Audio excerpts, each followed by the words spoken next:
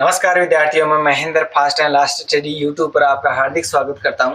आज हम भारतीय इतिहास की बात करेंगे। भारतीय इतिहास में मध्यकालीन भारत की चर्चा करेंगे, जिसका समय रहेगा 712 ईस्वी से लेकर 1707 ईस्वी तक का। ठीक है, इसमें जो पहला बिंदु रहेगा वो रहेगा इस्लाम धर्म।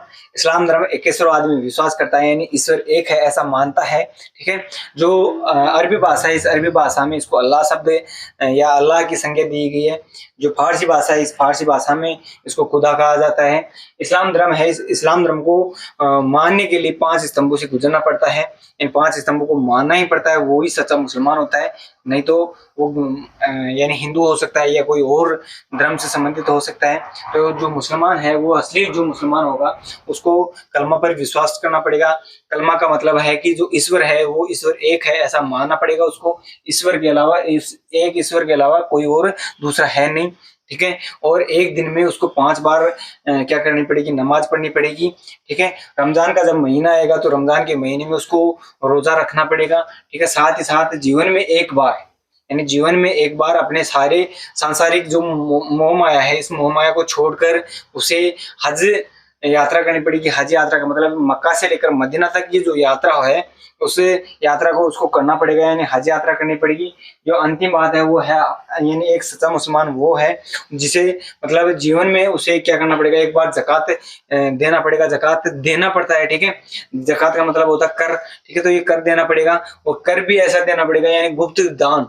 ठीक है, गुप्त दान देना पड़ेगा, यानी जो दाएं हाथ से अगर दान देता है तो बाएं हाथ को भी पता नहीं चलना चाहिए, ऐसा दान वो देगा, वो ही सच्चा मुसलमान है। 5 बातों को उसको मानना पड़ेगा। 5 बातों को अगर मानता है तो वो सच्चा मुसलमान है, और 5 बातों को नहीं मानता तो वो क्या है, गैर मुसलमान है, या हिंदू है, या कोई और धर्म से है। इसमें ये बता रखा है कि 2.5% उसको दान देना पड़ेगा। 2.5% का मतलब अपने जीवन में जितनी भी उसने कमाई की है, उस कमाई का 2.5% क्या करना पड़ेगा, गुप्त दान। ठीक है, मैंने पहले ही बता दिया कि गुप्त दान भी ऐसा दान कि दाएं हाथ से अगर दान दे रहा है तो बाएं हाथ को भी पता नहीं चलना चाहिए कि उसने दान दिया है। ठीक है, जैसे मान लीजिए कि उसने 100 रुपए पूरी जिंदगी में कमाए, तो 100 में से 2.5 रुपए उसको दान देना पड़ेगा, वो भी गुप्त दान देना पड़ेगा। अब बात करते हैं इस्लाम धर्म। इस्लाम धर्म की स्थापना कब हुई, कैसे हुई, किसने की, तो इसकी बात करते हैं। इस्लाम धर्म की स्थापना 7वीं शताब्दी में हुई थी। 7वीं शताब्दी का मतलब हुआ कि 601 ईस्वी से लेकर 699 जो सन है, इसके जो मध्य का जो समय रहेगा वो 7वीं शताब्दी में गिना जाएगा। तो 7वीं शताब्दी में इसकी क्या हुई थी, स्थापना हुई थी। स्थापना करने वाले हजरत मोहम्मद साहब थे। इन हजरत मोहम्मद साहब ने क्या की थी, इसकी स्थापना की थी। इसकी स्थापना इस्लाम धर्म की, और इससे हजरत मोहम्मद साहब था, इनका जन्म 570 ईस्वी में मक्का में हुआ था। मक्का सऊदी अरब का एक स्थान है मक्का, यहाँ पर इनका जन्म हुआ था 570 ईस्वी में। 570 में होने के बाद यानी 610 ईस्वी में इनको ज्ञान की प्राप्ति हुई थी, यानी महाज्ञान की प्राप्ति 610 ईस्वी में हुई थी। यानी 40 वर्ष बाद, यानी इनके जन्म के 40 वर्ष बाद इनकी को क्या हुई थी, महाज्ञान की प्राप्ति हुई थी। महाज्ञान की प्राप्ति होने के बाद 122 ईस्वी में इन्होंने मक्का से लेकर मदीना तक की यात्रा की थी। यानी मक्का से ये पहली बार मक्का को छोड़कर मदीना आए थे, यानी मक्का से मदीना आ गए। ठीक है, इस मक्का से मदीना आने की जो बात होती है उसे हिजारत कहा जाता है, या इस यात्रा को हिजारत कहा जाता है।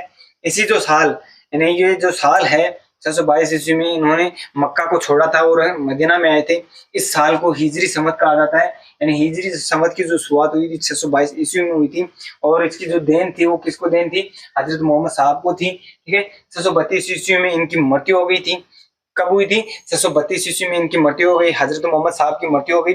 तो 632 में मृत्यु होने के बाद जो ये इस्लाम धर्म था, ये इस्लाम धर्म 2 भागों में बट गया था, यानी सुन्नी मुसलमान और शिया मुसलमान। सुन्नी मुसलमान थे जो अबू बकर थे, उमर थे, उस्मान थे, ये 3 ऐसे लोग थे जो क्या थे, सुन्नी जो धर्म था ये सुन्नी को मानते थे।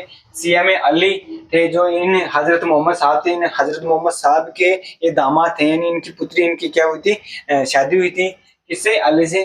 ठीक है, तो ये इनके दामाद थे हजरत मोहम्मद के। तो ये अली थे, ये अली शिया मुसलमान यानी शिया को मानते थे, और जो सुन्नी थे इस सुन्नी को अबू बकर, उमर, उस्मान मानते थे, और ये सभी के सभी खलीफा को मानते थे। ठीक है, और इन अली की मृत्यु होने के बाद, यानी जो हजरत मोहम्मद साहब का दामाद था अली, इस अली की मृत्यु होने के बाद, यानी जो अली था, इस अली की मृत्यु हुई थी मुहर्रम के 100 दिवस पूरे महीने में मनाया जाता है, कि 100 दिवस के रूप में इस महीने को मनाया जाता है मुहर्रम को। ठीक है। और वो भी मनाते कौन है, शिया वाले मनाते हैं।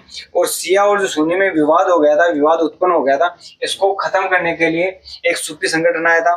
सूफी संगठन जानते हैं, जैसे अजमेर के अंदर ख्वाजा मोइनुद्दीन चिश्ती है, इनका ये क्या है, सूफी संगत तो है, तो सूफी संगत से संबंधित है। तो ये इनके मध्य क्या करवाने आया था, मतलब गठबंधन करवाने आया था, ठीक है। तो ये सूफी संगठन भी पनपा था। जो दरगाहें होती हैं, उन दरगाहों में जो धुन सुनाई देती है हमें, यानी जो भी दरगाहें हैं वो दरगाहें सूफी संत से संबंधित हैं, जितनी भी दरगाहें हैं, ठीक है। तो दरगाहों में जो संगीत सुनाई देता है, जो धुन सुनाई देती है, वो सूफी संगीत की होती है, ठीक है। देखिए इस्लाम धर्म के बाद आगे देखते हैं, यानी अरबों का आक्रमण, यानी अरब भी वहीं से होंगे, कहाँ से, जो सऊदी अरब है वहां से। तो अरबों का आक्रमण हुआ था सबसे पहले भारत के ऊपर। तो सब भारत में सब 712 ईस्वी के अंदर मोहम्मद बिन कासिम का सबसे पहले क्या हुआ था, सबसे पहले आक्रमण हुआ था। और आक्रमण हुआ था वो सिंध प्रांत पर हुआ था। सिंध प्रांत कहाँ है, जो अपना पंजाब है, पाकिस्तान वाला जो इलाका है, पेशावर है, और भी है सिंध का प्रांत। तो ये सिंध है, जो सिंध जो सिंधु नदी बहती है उसके आसपास का जो क्षेत्र है वो सिंध प्रांत कहलाता है। और इसमें भी पंजाब वाला जो क्षेत्र था वहां का शासक था दाहिर। इस दाहिर पर इन्होंने क्या किया था, इस मोहम्मद बिन कासिम ने क्या किया, आक्रमण किया, और आक्रमण करके उसको पराजित किया। किसको, राजा दाहिर को, जो पंजाब का था। इस दाहिर को पराजित करने के बाद यहाँ पर जजिया कर लागू किया।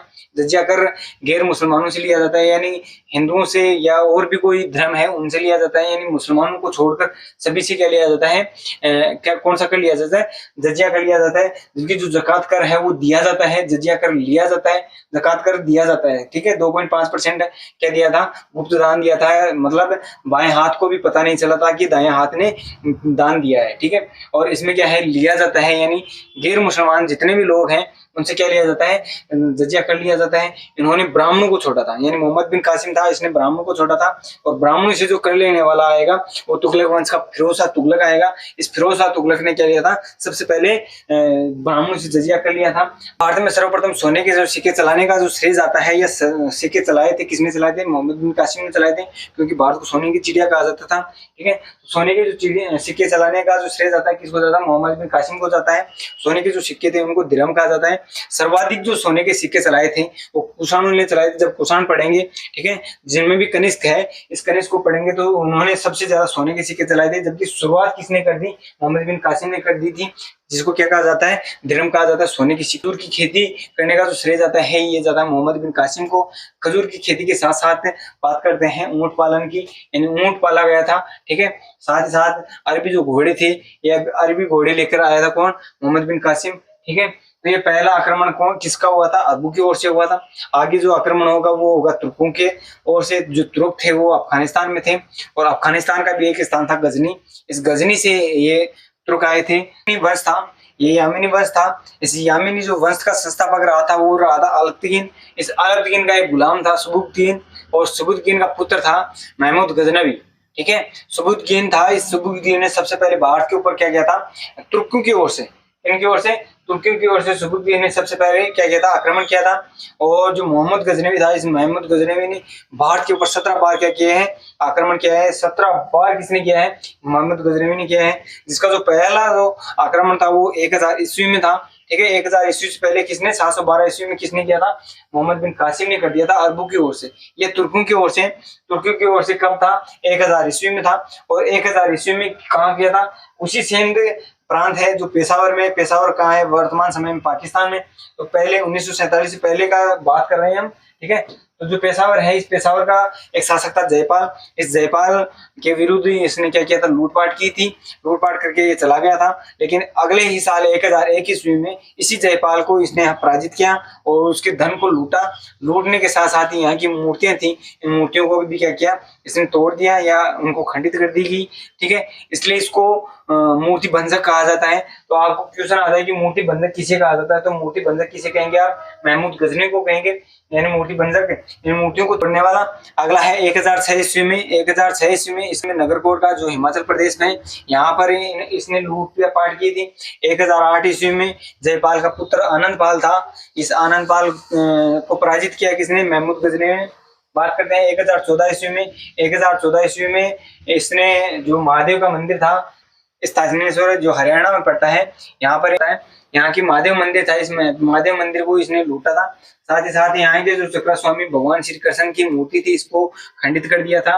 इसके बाद 1025 ईस्वी में 16वां आक्रमण था इसका सोमनाथ मंदिर गुजरात पर, यानी सोमनाथ मंदिर है जो गुजरात में, इस पर इसका 16वां अभियान था या 16वीं लूट थी। ठीक है, किसकी? महमूद गजनवी की। इस समय यहाँ का शासक भीम प्रथम था जिसने सोमनाथ मंदिर को सबसे पहले बनवाया था। ठीक है, तो सोमनाथ मंदिर से इतना खजाना, अनाप शनाप खजाना इसने लूट कर ले गया था। ठीक है, अपार संपदा थी, सोना बहुत लूटा था इसने।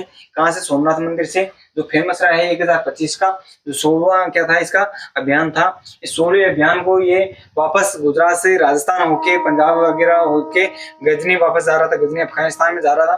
तो राजस्थान के जो जाट थे, जाटों में भी खोकर जाति के जाट थे, इन खोकर जाति के जाटों ने इस महमूद गजनवी से कुछ धन, कुछ संपदा लूट ली थी। ठीक है, उसके 2 साल बाद यानी 1027 ईस्वी में इसने वापस यानी इन जाटों के विरुद्ध क्या किया था? आक्रमण किया था, यानी 17वां आक्रमण 1027 ईस्वी में किया था, जाटों के विरुद्ध किया था। क्योंकि 1025 ईस्वी में इसने 16वां जो आक्रमण सोमनाथ मंदिर को लूटने में किया था या लूट के ले गया था, उसके जो धन था, इस धन को किसने लूट लिया था? राजस्थान के जाटों ने लूट लिया था। ठीक है, तो इन जाटों को सटाने के लिए वापस आया था। ये कब आया था? 1027 ईस्वी में। इस 1027 ईस्वी के बाद इसकी 1030 ईस्वी में मृत्यु हो गई थी। गजनवी है इस महमूद गजनवी है, इस महमूद गजनवी के प्रमुख लेखक हैं, जिनमें पहला लेखक या जो इनके साथ आने वाला लेखक था अलबरूनी। इन अलबरूनी ने किताब उल हिंद लिखी है, जो राजस्थान की हिस्ट्री के अंदर मैंने पहले ही बता दिया है, पहले ही पढ़ा दिया है। तो आप राजस्थान की वैकेंसी की तैयारी कर रहे हैं तो आप प्ले लिस्ट में जाइए राजस्थान की में, और राजस्थान की प्लेलिस्ट खोल के वहां से आप क्लासें ले सकते हैं। आगे देखते हैं इस जो महमूद गजनवी के लेखक और कौन रहे हैं। फिरदौसी रहा है, फिरदौसी ने गजनवी था, इस गजनवी का दरबारी कवि रहा है फिरदौसी। ठीक है, जिसने शाहनामा लिखा है। अगला है उतबी, इस उतबी ने चचनामा, यानी चचनामा एक बुक है, उस बुक का फारसी में अनुवाद किया है। और एक है वेहाकी, इस वेहाकी ने इसके पिता यानी इस गजनवी का पिता कौन था? सुबुक्दीन। इस सुबुक्दीन की क्या लिखे है? जीवनी लिखी है या आत्मकथा लिखी है? क्या लिखी है? जीवनी लिखी है, तारीख सुबुक्दीन। ठीक है, और इसके बाद बात करते हैं महमूद गजनवी। इस महमूद गजनवी ने 2 उपाधियां धारण की थी, एक तो सुल्तान की और एक गाजी की। सबसे पहले सुल्तान की उपाधि धारण करने वाला कौन था? महमूद गजनवी। इसी के साथ यहाँ का इतिहास कंप्लीट होता है। अगली जो क्लास है उसमें मोहम्मद गोरी के बारे में पढ़ेंगे, पृथ्वीराज चौहान के बारे में पढ़ेंगे। ठीक है, तो आज की क्लास में बहुत ज्यादा आपको समझ में आया होगा और बहुत ही सरल मैंने पढ़ाया है आपको। तो धन्यवाद।